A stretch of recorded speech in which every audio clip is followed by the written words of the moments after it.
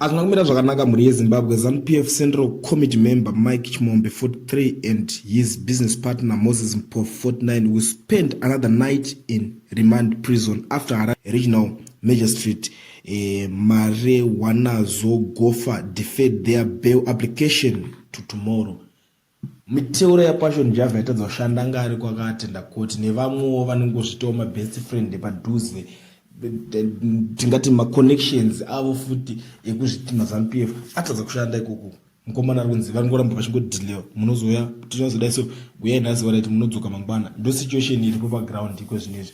And chinhu one chatiri kuona panapa ndechekuti as long as uri muZimbabwe niwe ukangoenda against ZANU-PF kana kuti ukangobohana chete nevanhu veZANU-PF ivavo, mutemo unozobva watanga kuona kuti unoshanda. Ndopoona kuti mutemo muZimbabwe unotanga kushanda because vanenge vatoti tatofuratirana newe, but as long as iwe uri wavo chaiche wemudanga haumbonogari mukati. Ndo zvimwe zvezvinhu zvatiri kuongorora zvatiri kuona panapa, but regedza timboona kuti mangwana acho chii chichange chikuitika. But iko zvinezvi mukomana ari kumborara ari mukati.